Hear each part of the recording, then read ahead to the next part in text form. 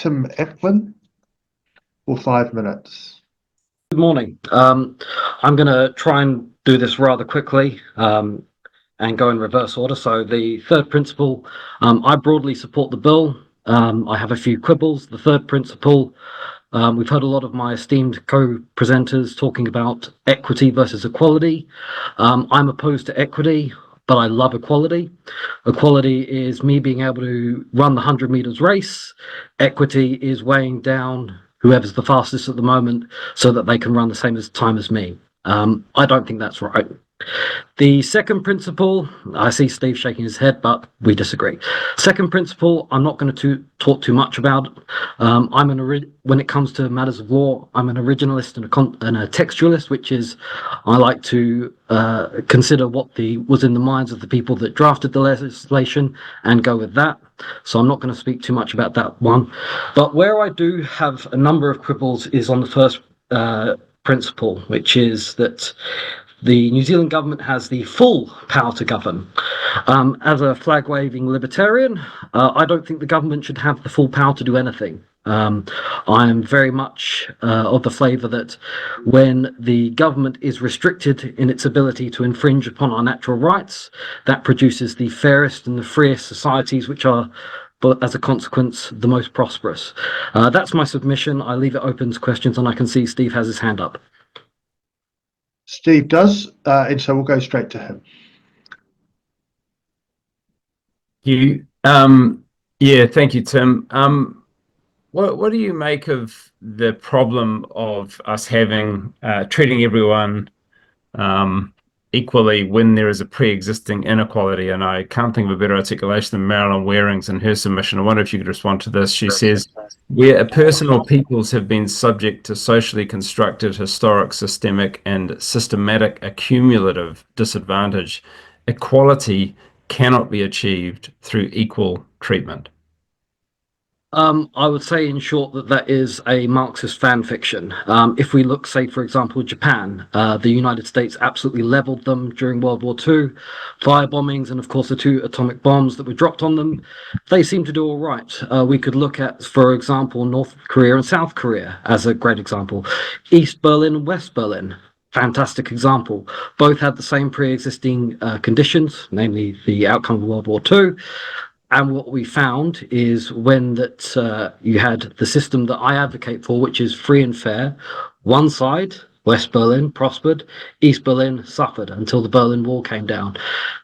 But you would acknowledge there's vast investment I'll just interrupt you, Steve. In Germany. Steve, I'll just interrupt you because we've got Hannah and we've only got a little bit of time left. It's a short submission.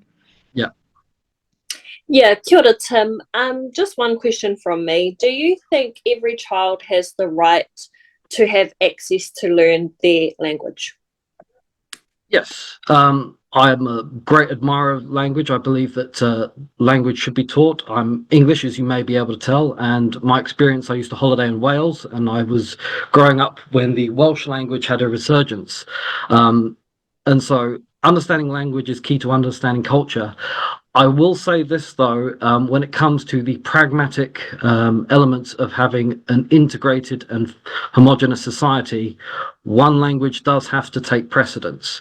We can have that conversation. I know Steve is disagreeing with me, but when I hear overseas, when I see words that I'm not familiar with, again, that's my problem. And particularly when I hear almost a form of a pidgin English where words are freely substituted, it makes it difficult to communicate. I know that this is a very contentious topic, but that's my personal view. Yes.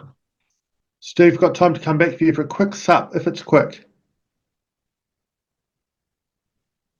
I guess the sup is that it's not about weighing down the faster horses, is it? It's actually about acknowledging that that if you treat all things as equal, that you're denying and you're locking in the pre-existing disadvantages that are a consequence of colonization and land loss and crushing and subjugation of language and culture and atrocities. And that is a fundamental injustice that goes against our founding agreement of In TTM. order for me to agree with your point, Steve, I would just have to ask, what is the statute of limitations on that? At what point, I mean, if I go to look at English history, 1066, the Normans came in and sacked everyone. We had, what, 200-300 years of Norman rule?